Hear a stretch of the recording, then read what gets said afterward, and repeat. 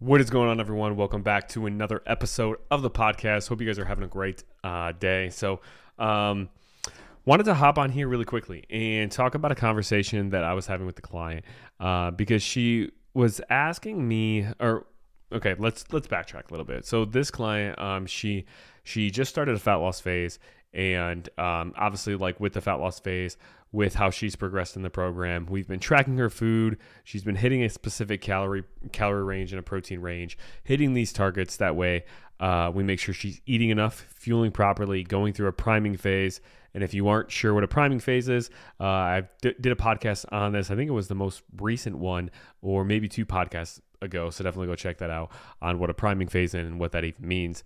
But we've done that, and now we're going into a fat loss phase. And she asked this question, and I wrote this down because it was a topic I wanted to talk about on here, which was, will she or will I need to track my food forever? And this is probably a question that you have thought about if somebody's ever proposed to you, hey, you should track your calories, you should track your food, you should track your macros. That's the best way to get results. Or if you've worked with the coach and they have had you track your macros, or if you've experimented with it on your own. But you've probably thought, okay, well, if I'm going to do this to lose weight or lose body fat or get the body I want, does this mean that I'm going to have to do this forever? And the short answer is no.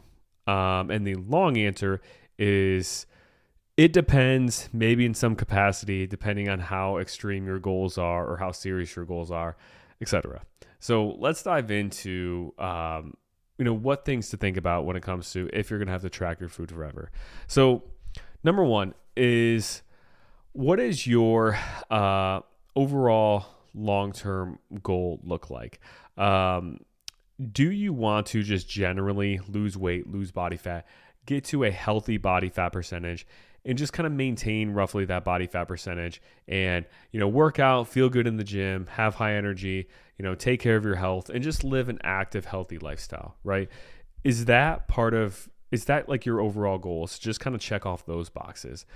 Or do you have a long-term goal of like continuously changing your body composition, even once you've reached a healthy body weight, a healthy body fat percentage, and you feel, confident in, your muscle tone, how your body's shaped, you feel confident in all those things.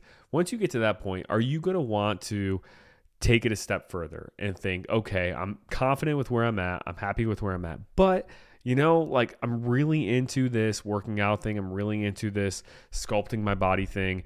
And I want to continuously push and force to put muscle on in certain areas. I really want to grow my glutes. I really want to grow my quads. I really want to see my arms get bigger or my hamstrings get bigger. I really want to see a specific shape with my body, not necessarily just look fit, but I want to take it to the next level.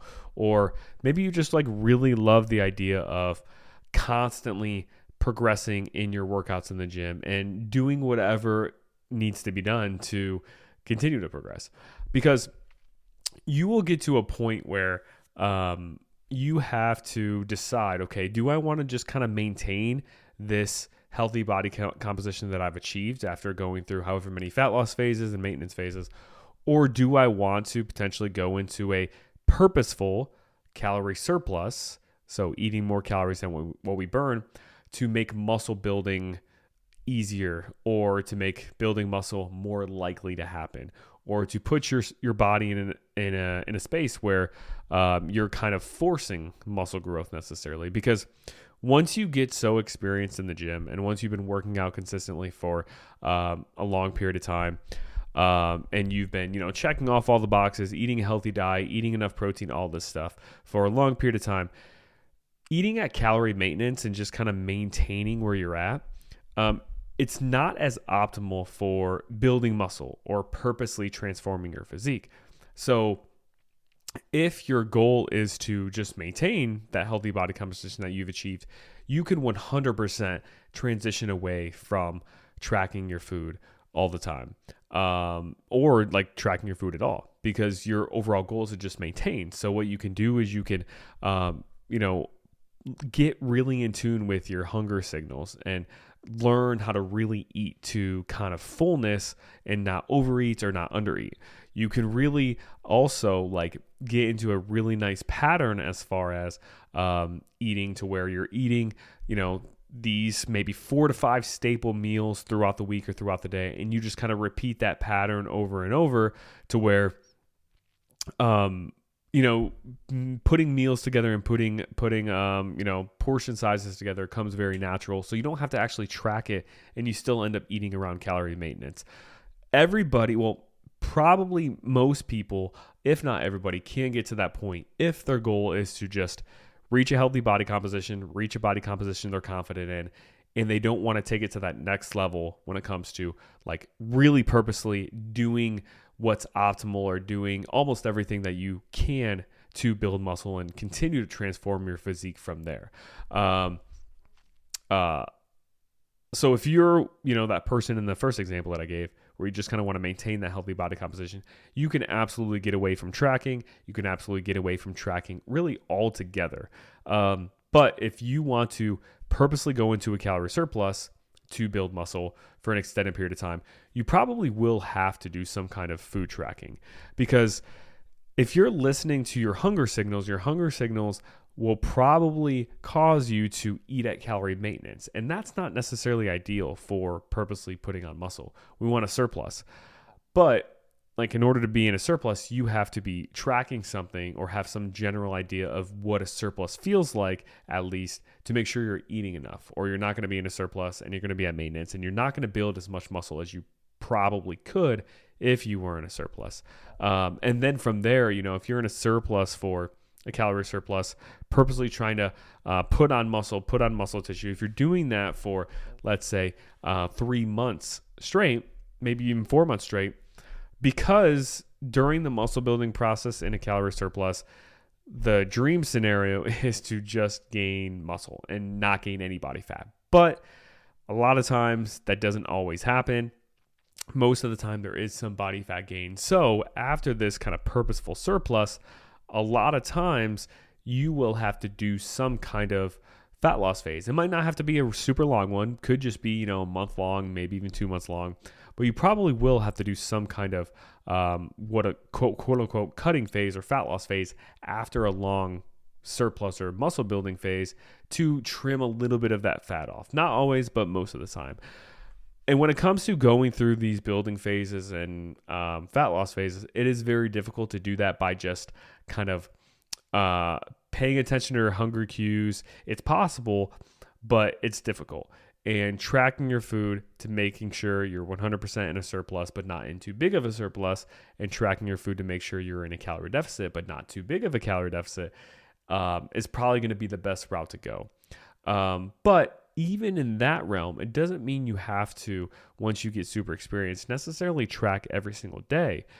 Once you get experienced and you get, a baseline level of habits down, you're eating roughly the same type of meals every day, maybe you just track a few days a week to just make sure, okay, these days, Monday, Wednesday, Friday, I'm in a surplus. And then you just kind of repeat eating those same things in those same portion sizes Tuesday, Thursday, maybe Saturday, Sunday. And that way you're ensuring that you're in a calorie surplus 3 days out of the week. But the other 3 to 4 days, you're eating the same thing, so you're probably in a calorie surplus, but you're just not necessarily tracking it. And you can do the same thing with a calorie deficit and a fat loss phase too. Once you get once you get more advanced and get more experience, you can track your food maybe 3 or 4 days out of the week, make sure you're in a deficit those 3 to 4 days. And then those other 3 to 4 days that you're not tracking, just mimic the same meals. Now, you still want to make sure you're in a deficit those other 3 to 4 days. You don't want to erase that calorie deficit if you're trying to lose fat during that process. But you can repeat the same days. Can you do this as a beginner? Yeah, but it's probably going to be harder to maintain, that same level of detail on those days you don't track versus the days you do track, which is why that method I kind of recommend for somebody like more experience to do that, to track, half the week, and then the other half of the week not track.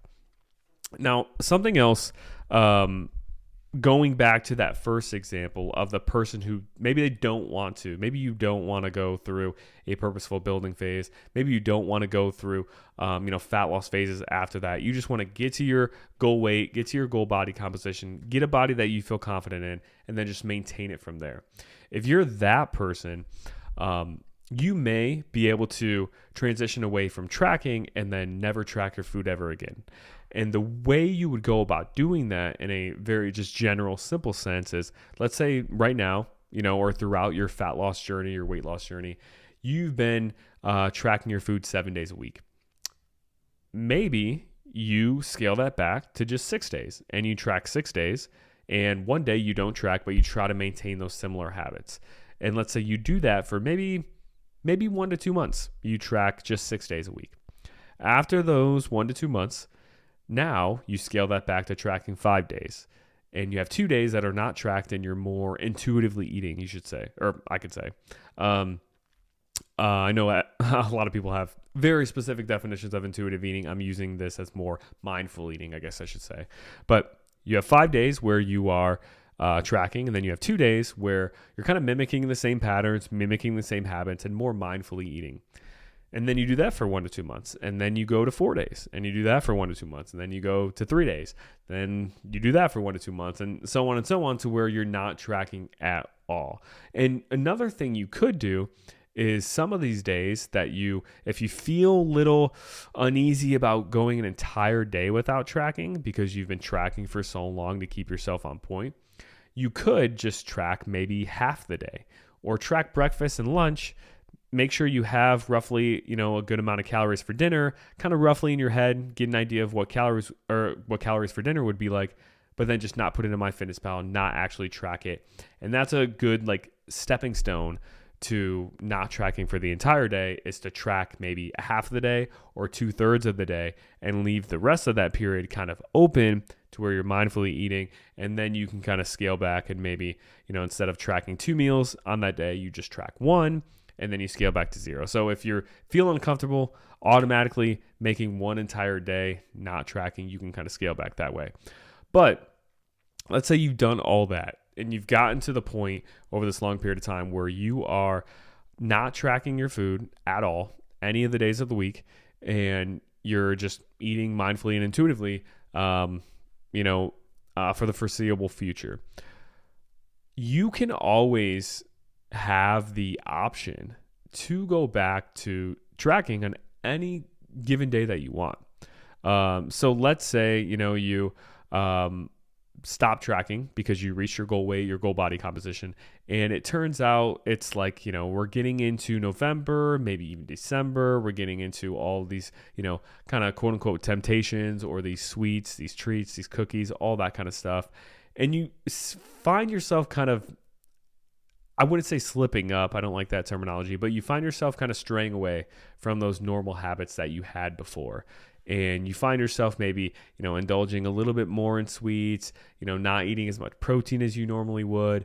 You find yourself just feeling hungrier and craving those kinds of foods. And you find yourself maybe even feeling a little bit bigger or a little bit more bloated. The pants are feeling a little bit tighter, maybe a little bit more sluggish, digestion is kind of off, and just you're straying away from those really good habits that you established through those time periods you were tracking and time periods you even stepped away from tracking and were eating mindfully. A really good kind of tool in your tool belt then is to go back to tracking your food, maybe for a day, maybe for a couple of days, just to kind of see what your intake is like now. And you might find, I'm actually starting to overeat calories a little bit too much. I'm starting to undereat protein a little bit too much. Let me get back to tracking maybe for a week, maybe 2 weeks, and just start making sure that your calories are kind of in check, making sure your protein is kind of in check, and you're not straying too far away from those habits, and you get back to those habits that you had before. And then you do that for, like I said, maybe 1 to 2 weeks. And then once you do that for 1 to 2 weeks, maybe those habits are reestablished, and then you can start tracking or stepping away from tracking again. So tracking this food thing, I find a lot of people kind of get in this mentality of, okay, I'm tracking my food, I'm on a diet, or I'm not tracking my food, I'm done with my diet. But there's gray area, and there should be gray area. It shouldn't be an on or off switch that you're flipping.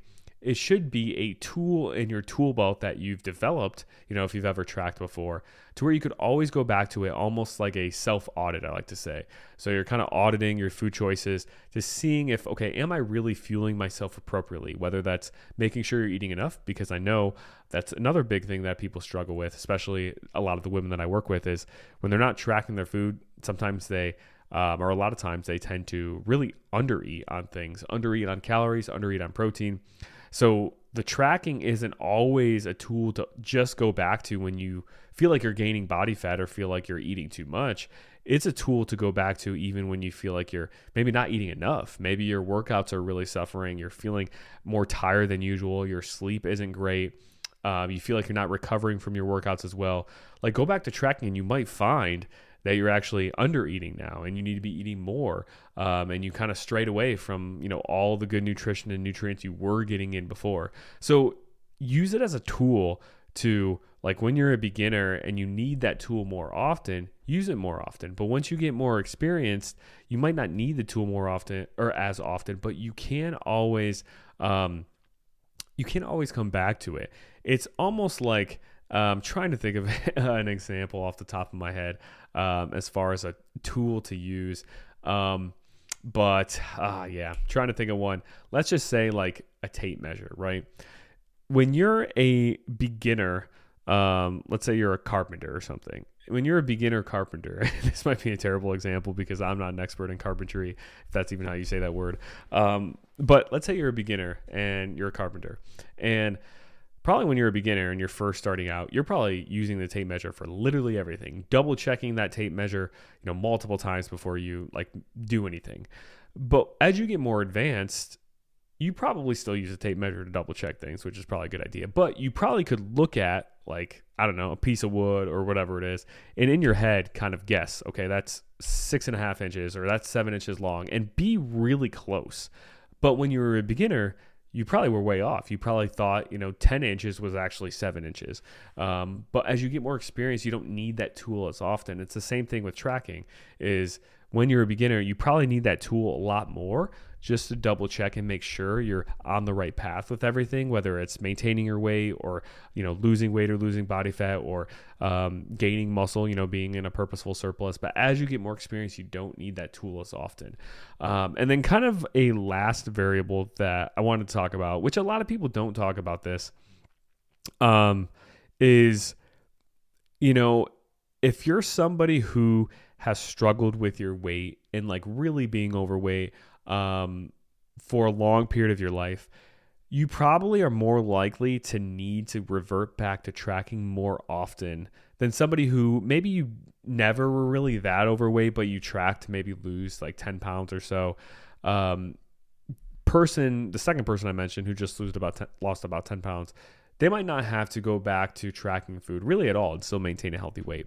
But if you're somebody who's lost, you were overweight by, maybe even up to 100 pounds for a long period of time, or overweight by 50 or 60 pounds, and you lost that 50 or 60 pounds, you might have to use that tool of tracking more often and at some point, maybe for most of the rest of your life. Not always, not forever, and not saying you have to track 7 days a week, but you might have to, track your food maybe once every couple of months, maybe once every month, maybe once every few months for, a couple of days or a few weeks, just to make sure that you're staying where you kind of need to be.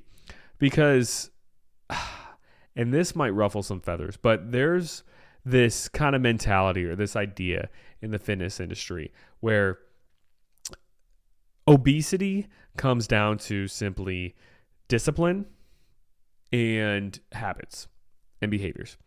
And so much of obesity does come down to, I wouldn't even say discipline as much, but just behaviors, habits, learned behaviors that you've learned throughout your childhood, throughout your whole entire life, but also discipline too.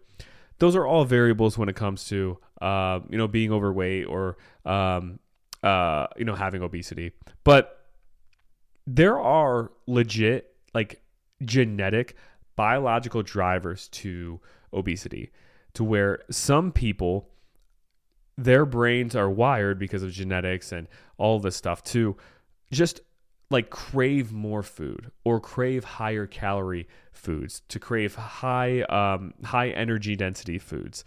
There are legit genetic biological drivers behind this.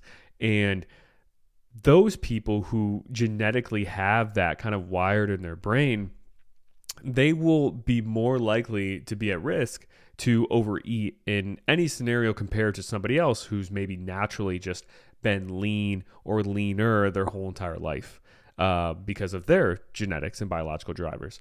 Like it's just a fact. Like some people will always have this kind of craving to eat a little bit more food than the person next to them. Like I'm sure we've all had people in our lives where like you sit down, and I literally can think of friends right now where we used to go to Buffalo Wild Wings almost every Thursday back in high school. And because Thursday was like, I don't know if it was like 50-cent boneless wing night or something like that. But we would go there every Thursday night. And I would have friends like next to me who they would order the same thing. We would order, I don't know, let's say 12 boneless wings. I would be able to eat my whole entire portion, no problem. Probably be hungry after. But the person next to me would eat maybe 5 or 6 and they'd be pretty full and stop. Or they'd eat maybe 8 and be pretty full. And like we're both eating the same food. Like we could get the same flavor, the same portion size, everything. But I'm able to eat so much more. And is it because, you know, this other friend was just like disciplined and was like, you know what? It's not healthy for me to eat all 12 wings. I'm going to eat 8 instead. No, like that's not what was going on. It was just his body, his brain was sensing fullness quicker than me. And there are, you know, other variables that could come into play too, like psychological factors around just like, you know, if he was taught that he didn't have to finish his plate and I was taught that I had to finish my plate. But it is clear through science that there is some genetic component of, you know, how full like food in general makes one person feel versus the next. And there is some variability behind that. So if you're somebody who, you know, has struggled with obesity because of those genetic variables. Now, there are some people who do struggle with obesity where it's all behaviors, lifestyle, learned behavior, all that, and they don't even really have those genetic drivers. It's just their environment and, you know, their habits and choices and everything that have gotten them there. But to the people who do have those kind of genetic drivers to typically overeat more often, you might have to just do a self-check a little bit more often with pulling out MyFitnessPal and tracking your food. And like I said, it doesn't mean that you have to do it 7 days a week. Doesn't mean you have to do it for the rest of your life. Doesn't mean you have to do it every single week. You can do it maybe, you know, one day, like I said, every month, one day every couple of months. Do it as needed. But it might be a tool you have to come back to a little bit more often than somebody who has relatively maintained a healthy body weight their whole entire life and they just tracked to maybe, you know, get a little bit more toned for the beach. But in general, like they naturally just kind of eat a healthy amount of food for their bodies from the start. So hopefully this all made sense as far as what factors to consider. But when it comes to tracking your food for the rest of your life, you don't have to do it. If you're somebody who you have specific goals of like continuously improving your physique and purposely building muscle, purposely going through fat loss phases to cut afterwards, you probably will have to track your food a little bit more often, you know, going forward. If you're somebody who also, you know, has struggled with obesity for a large portion of your life and you have a tendency to overeat a little bit more often, then having that tool in your tool belt to come back to, you know, is probably a good thing to come back to it. Not every day, like I said, not, you know, every couple of weeks even, but maybe every few months just to double check to make sure you're kind of on check. And also too, if you're somebody who tends to undereat, right? There's some people who tend to undereat. Having that tool in your tool belt is very, very valuable to have too. So hopefully this was helpful. Hopefully this all made sense. Let me know if you have any questions. DM me on Instagram, Facebook, whenever, if you have any like specific questions on, you know, this episode. But appreciate you all, and I will see you guys in the next one.